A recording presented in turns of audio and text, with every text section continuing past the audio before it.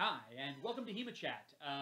So, a little bit different this week. As we mentioned last week, our normal space where we normally practice is currently unavailable. The Sacramento Turnverein is a facility where we do all our training, and besides hosting us to teach German classes on sword fighting, they also do a bunch of other German events there. They're the longest operating Turnverein west of the Mississippi, originally founded back in 1854.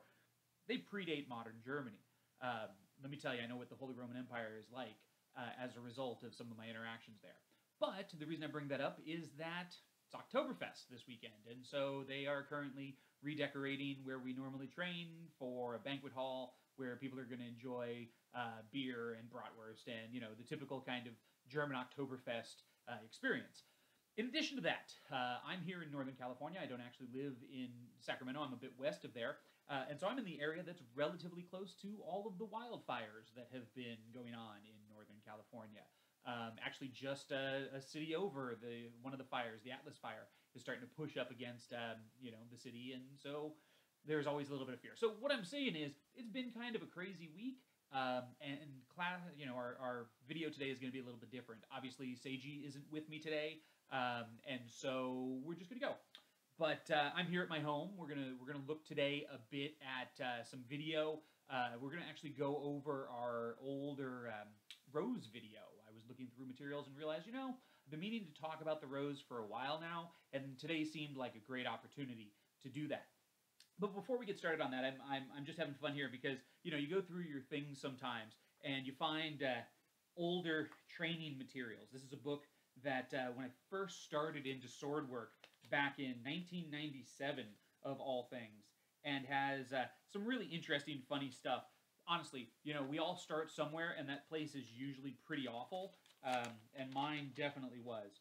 So just looking at here, what I've got going on, I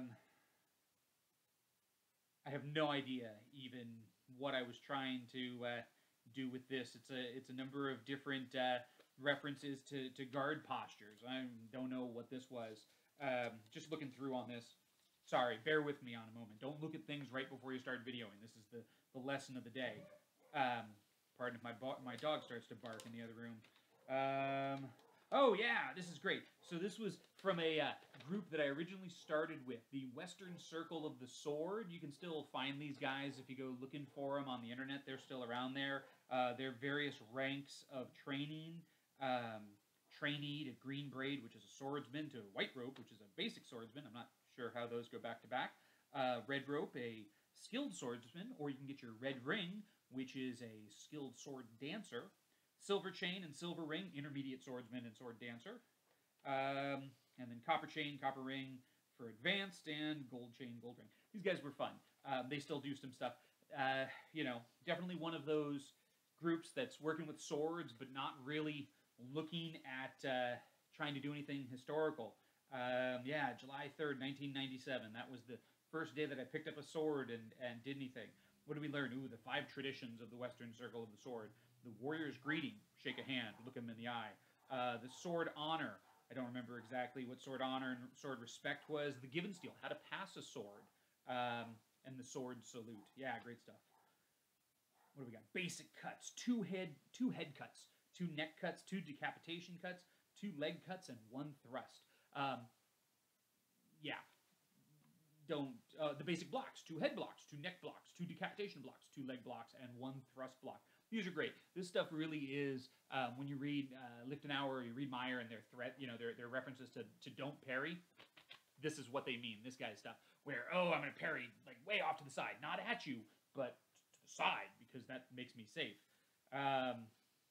Jumping Tiger 1. Oh, those are great. What else? Oh, this is fabulous. Oh, now this is actually good. Record of victory or vanquished. My record of battle for my first, 100 fights, I think, in here? What I got? First couple hundred fights. And, did I win? Did I lose? Who was I fighting? How did I kill them? Or how did I die? Did we get a double? Oh, and then here we go. A couple of pages in. This is where suddenly I met a person that was actually trying to work from interpretive materials. And so he, started to give us some stuff to work with. And realistically, what am I saying here? We're working from Albert Durer's Fesch book. We're working from Talhofer. And then, yeah, Hans Josef, the guy that I originally started to learn from. So this will be later in 97, early 98. Fabulous stuff. Like, so wrong. But hey, we all started somewhere, right? Having said that, you know, sometimes you get things that are almost a bit right? We get some little diagrams. It's almost like Meyer, right? Where you start drawing diagrams of stuff on things. Wait, those are Meyer's diagrams. Yeah, well, what do you want? They're pictures. They showed up in things. It's what we had to work with. Still thinking in terms of blocking patterns and cutting patterns. No, so Jake Norwood had a comment at the WMAW, right, that a buffalo is someone that fights without fueling. Specifically, like common fencing also plays into that, and it's people that end up fighting in patterns, right? They throw particular cut patterns, and honestly, you know, yeah, like you see this happen where people are going to say, oh, I'm gonna cut here, I'm gonna cut there. This is the pattern of cuts that I'm going to do. God, it's probably been like 10 years since I've looked through this book at anything that's in here.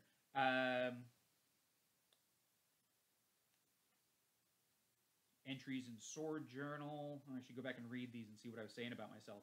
I think I was being naughty, basically.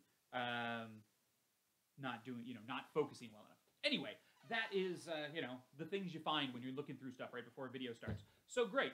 So anyway, today, like I said, we are going to look at the rows. We're going to look at some video from the rows. And I'm going to go through and kind of explain to you the way our interpretation works while that's going on.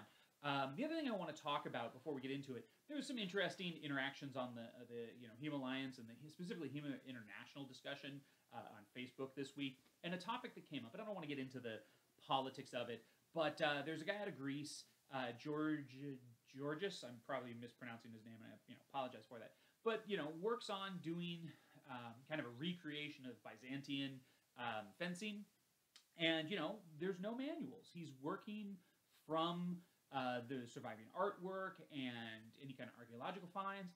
And so this is a lot like the guys that are doing Viking reconstruction, or if you want to do ancient Egyptian, or really anything where we don't have written manuals. Like, what do?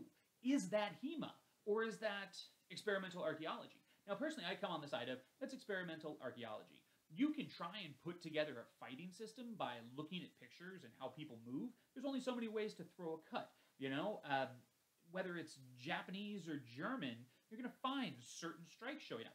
It's not the physical actions that are important to a fighting system, in my opinion. Rather, what it is, it's the other stuff, right? It's the tactics, it's the mindset, it's the should you or should you not do something? Another debate that had been going on at WMAW was for parrying, right? And so Devin Borman out of Vancouver has a particular way that he teaches gathering the sword, and it's a very effective parry. But a question comes up, like, if I'm doing Meyer, is it appropriate to do the way that he was doing, since he wasn't putting the point as close in line? It's effective, but Meyer is very specific and tells us in the rapier to guard against deceit by never taking your point more than about a hand's breadth away from the opponent. So, yeah, the physical actions can exist in numerous systems, but the question that comes up is, what are we being taught and what are we being specifically told? And if we're told something very specifically, if we go against that, are we still practicing the same system, or are we now doing something completely different? And that's a question that everybody has to answer for themselves. But for experimental archaeology, at the end of the day, it's not HEMA. It's not a historical European martial art. It's experimental archaeology. You're trying to put things together, you're trying to see what works, and you're basically getting what the Western Circle of the Sword guys were doing, right? Certainly in a lot of cases with a lot better information and a lot further along, but at the end of the day, what is the difference between people trying out in their backyard things that work and that? I don't know. Seems about the same to me.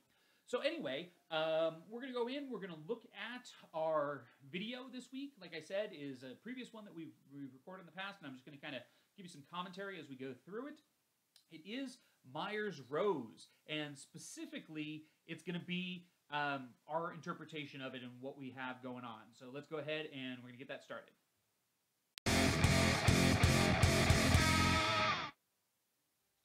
So here we go. We recorded this video, God, I want to say it was probably 2 years ago almost now. Because I don't think it was last year. And so, yeah, it had to be 2 years ago that we filmed this, right? The Hoot de Rosen, Meyer's rose. Now, this is one of those annoying things, right? Because Meyer talks about the rose and he assumes we know what a rose looks like this one here, which is why we put that. So anyway, the first device, 1.40 v1, our interpretation of this is as a provocation.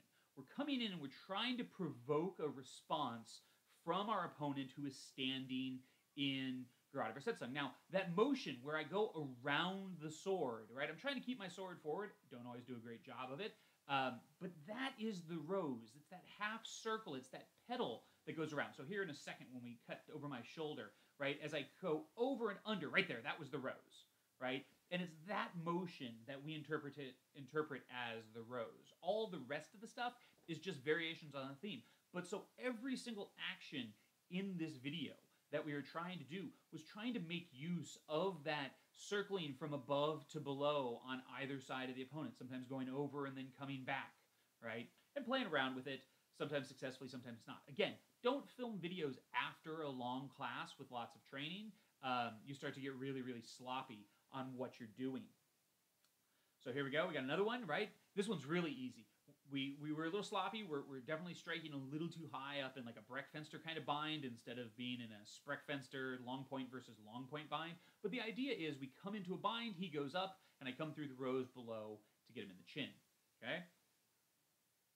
So this one, again, is not exactly where we want, and it didn't come out as well. We've played around with it since then. I'm making way too big of motions with my arms. I'm not really finessing it enough. But we've played around with this, and it basically creates an expulsion similar to what you'll see in like Saber or other fighting systems as well. Strike into that bind, wind basically through the rose, and you can create an expulsive effect out to the side. And in this case, doing the same thing, wrenching it back. We got to redo this video. Is basically, as I look through it again, we'll come back and we'll actually do this one live on a future video as well, so that we can get a little bit more nuance. This one is interesting. This is basically Dublieren, right? This is Meyer's take on the earlier tradition of doubling. His doubling is very, very different, but this strike through the rose was essentially a classic Lichtenauer doubling. Oh, this one. This is the one? This is the one. I love this one. So I was being really, really sloppy on this. We need to be striking in, right? Because I'm really throwing it. I'm supposed to throw a cut that implies that I'm striking fully forward, and then I quickly transition through the rose so that I end up underneath his sword. I'll see if I can find the image for you. But when you look at the woodcut, like if you look at it, you're actually coming into that situation where the sword is underneath, his is on top, the angles are a little bit funky. But realistically, I really should have been throwing that cut fully forward rather than immediately transitioning into it. It is a deceitful action. It is a action that really needs to be set up properly. But again, I'm going to blame it on the fact that we had got done with training, I was tired, and I was being sloppy as hell at this point. So, such is life. Having said that, probably one of my most enjoyable techniques from Meyer's material, if you manage to pull it off properly. Throw that Oberhau in, and then strike around. Definitely take some fuel in. And this one, as he notes, when done quickly, really gets there really, really fast. So that was it for those guys. Quick little, kind of take on it today. Sorry for my squeaky chair. The thing is, right, like interpretations, it's always fun to go back and look at your previous videos and say, wow, what was I doing? That's great, or that's really, really terrible.